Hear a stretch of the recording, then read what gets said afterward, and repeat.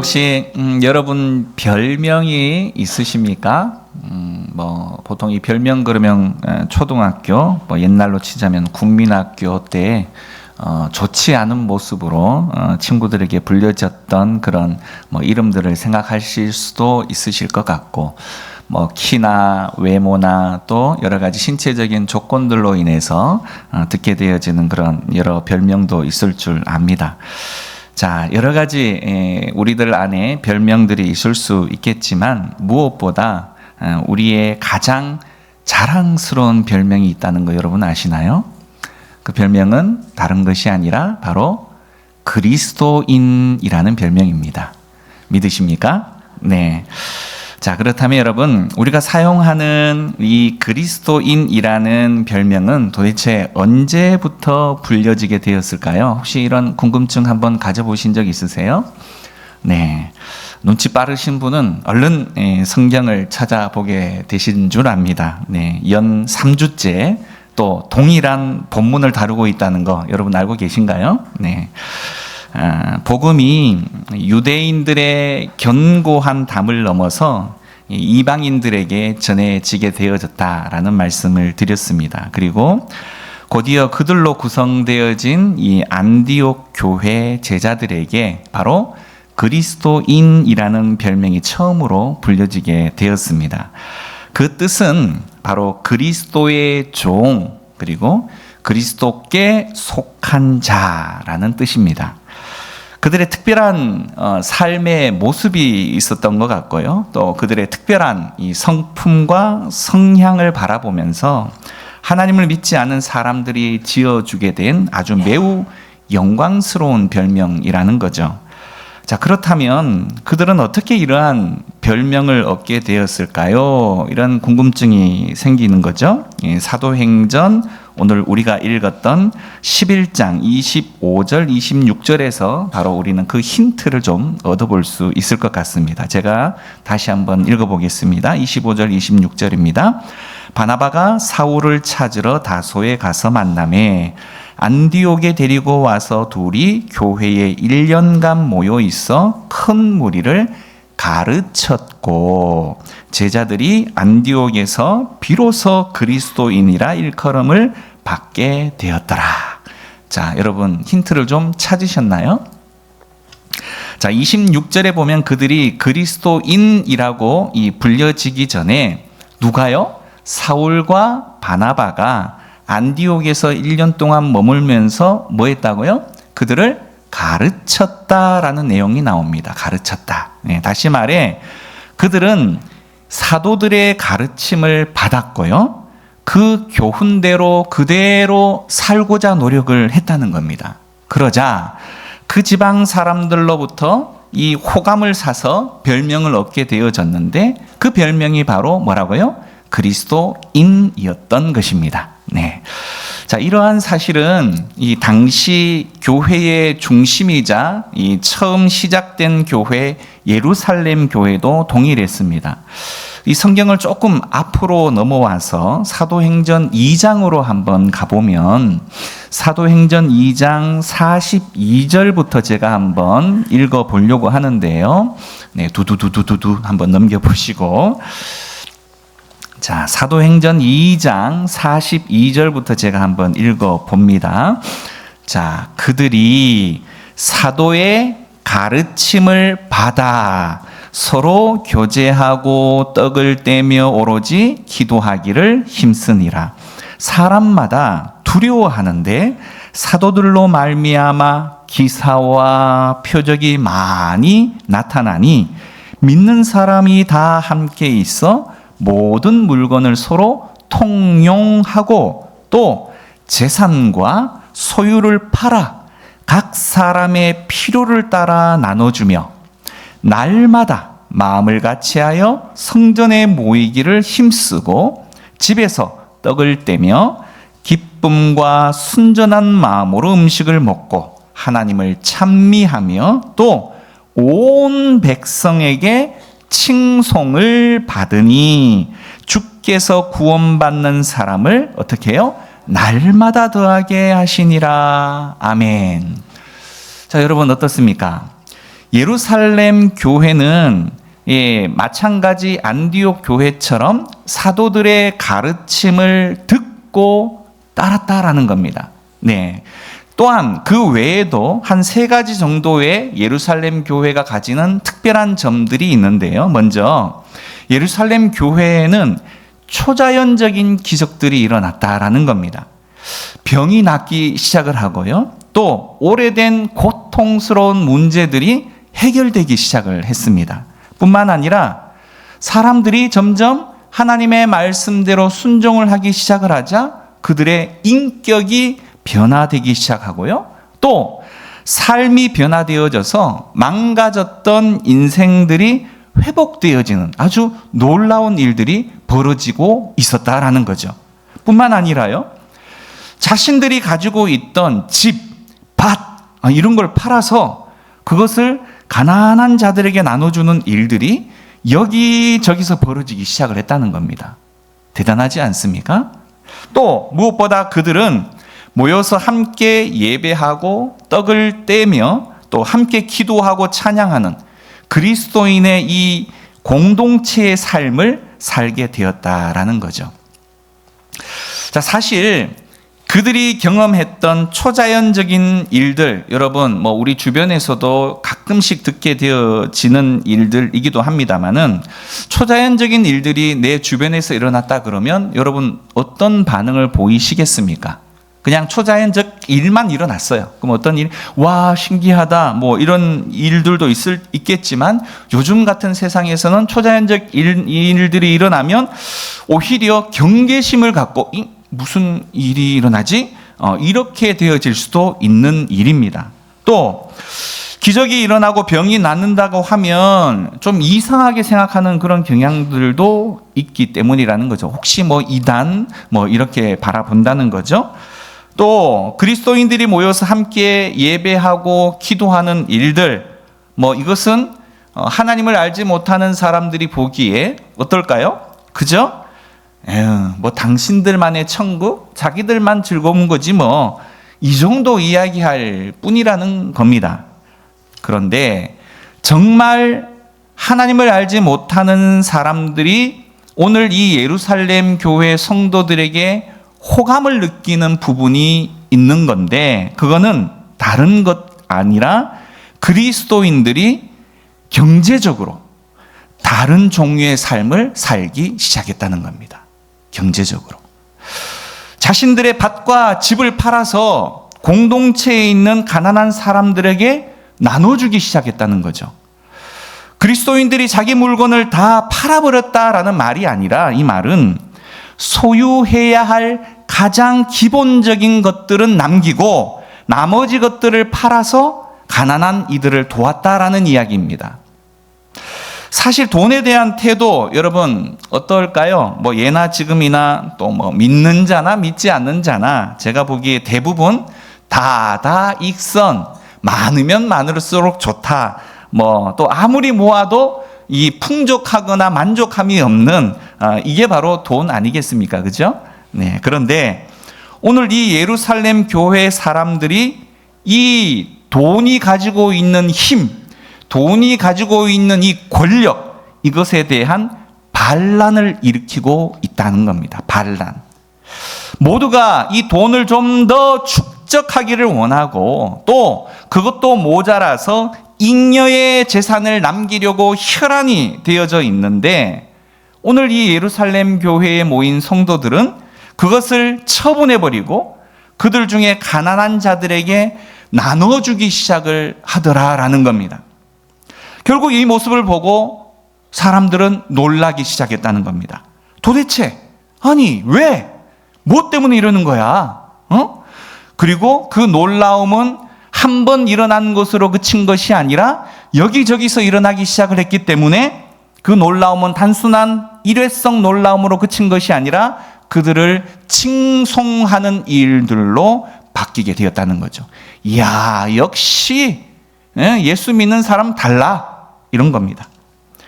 예루살렘 교회에서도 그리고 안디옥 교회에서도 그 칭송은 동일하게 일어났다는 거죠.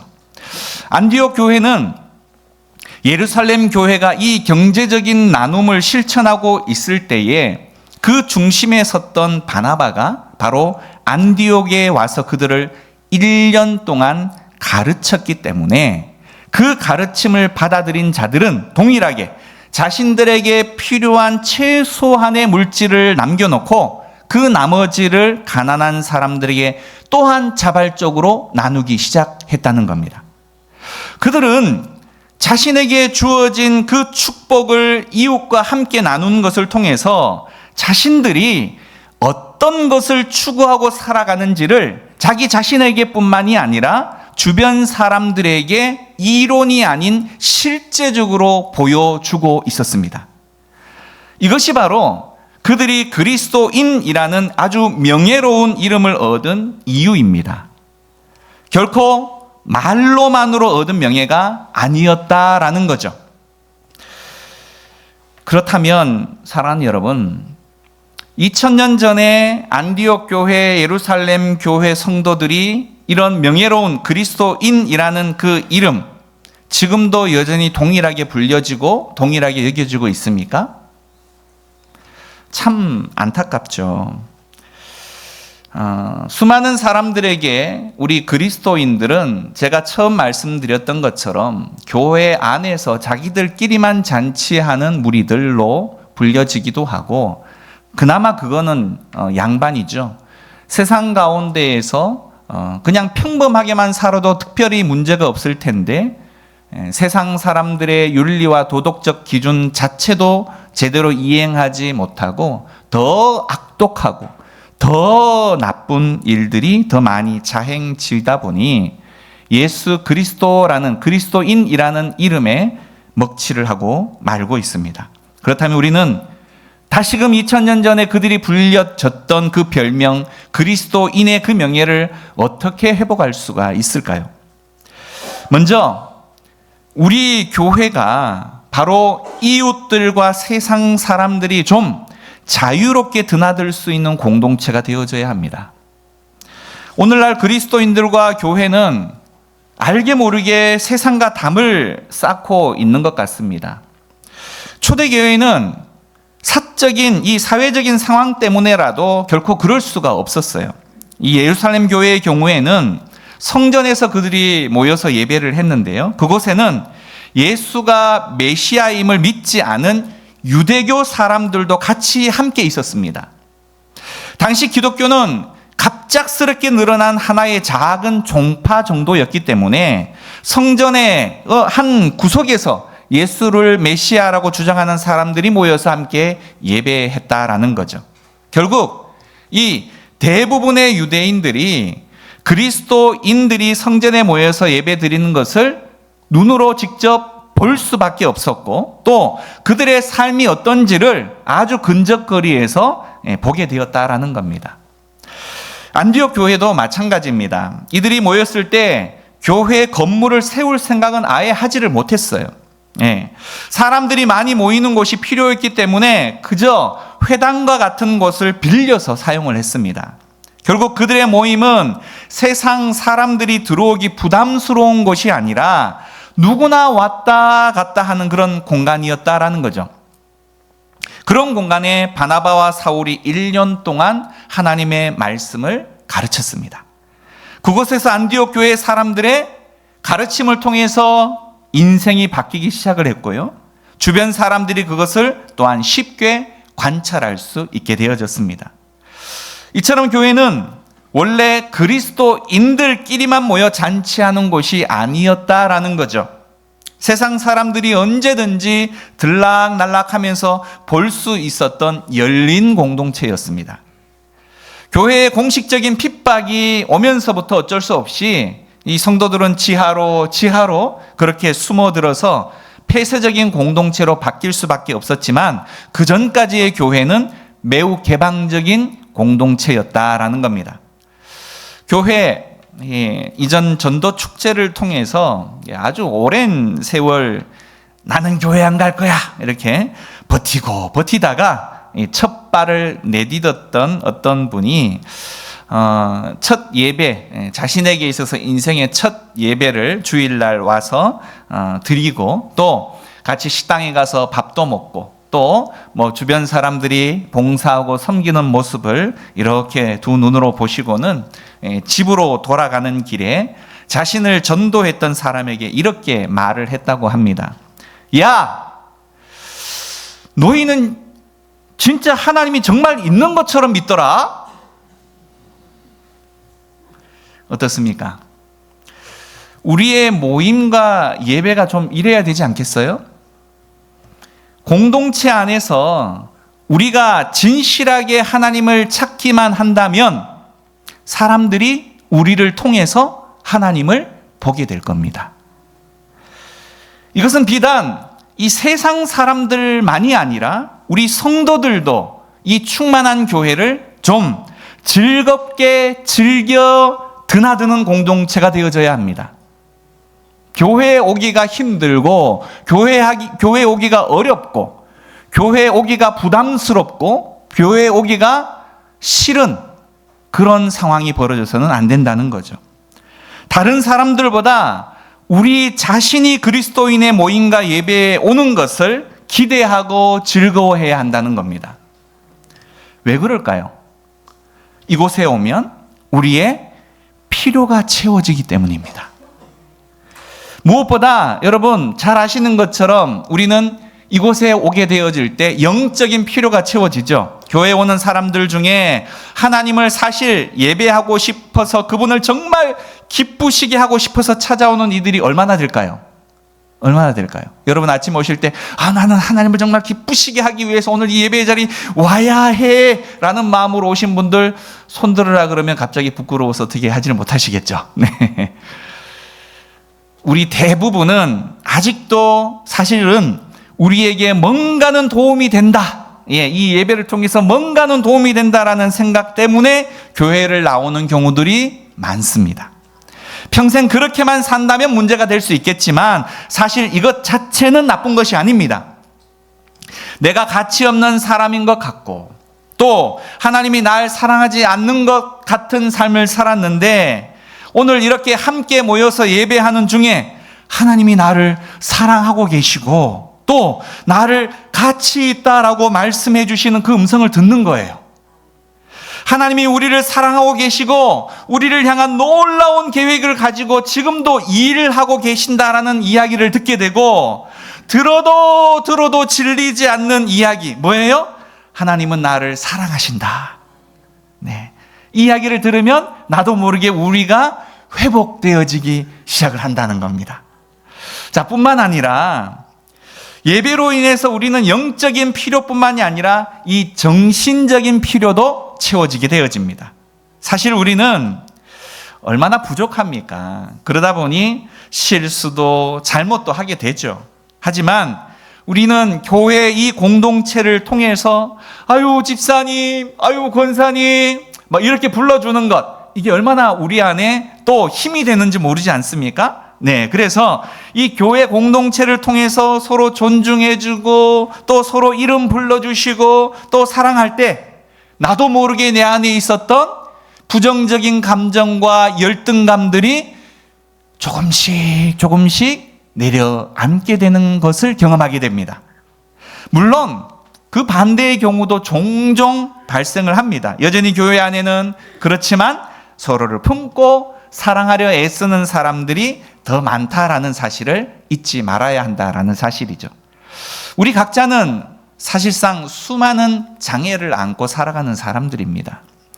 우울증도 있을 수 있죠. 또 수면 장애를 경험하고 계신 분들도 있을 줄 압니다. 또 열등의식이나 인간관계 안에서 굉장히 큰 어려움 등을 때문에 고통하는, 그래서 함께 기도하고 안타까워해 줄 수 있는 사람을 만나게 되어진다면 우리는 힘을 얻게 되는 거죠. 그런 사람들이. 만약 교회 공동체가 그런 필요가 조금씩 채워진다면 누구라도 이 충만한 교회를 즐겁게 드나들려고 하지 않겠습니까? 별로 기대가 없는 것 같네요. 뿐만 아니라 이 충만한 교회를 통해서 경제적인 문제도 도움을 얻을 수 있다면 사실상 그런 공동체를 누가 마다하겠습니까? 물론 이 부분까지 나아가기 위해서는 아주 상당한 우리 안에 헌신과 믿음이 필요할 수 있습니다. 자, 그러나 교회 공동체는 사실 그런 부분까지 나아가야 한다라는 거죠. 뿐만 아니라 이 그리스도인이라는 이 명예를 회복하기 위해서 교회는요, 대사회적인 책임까지 다 해야 합니다. 이 세상의 문제를 사실상 교회가 다 해결할 수는 없어도 적어도 우리가 머무는 이 지역에서 할 수 있는 일이 무엇인지를 계속해서 찾아보아야만 한다라는 거죠. 그것이 무엇이든 실행에 옮겨서 이웃들이 좀 이 충만한 교회를 쉽게 들락날락 할 수 있는 그런 상황을 만들어 가야 한다라는 겁니다. 그것을 위해서 우리는 끊임없이 생각해야 하고 끊임없이 발견해야 하고 그런 전략을 세워가야 합니다. 충만한 교회도 분명히 그렇게 되어져야 할 것인데요. 그 단계를 지금 밟고 있습니다. 어떤 단계냐?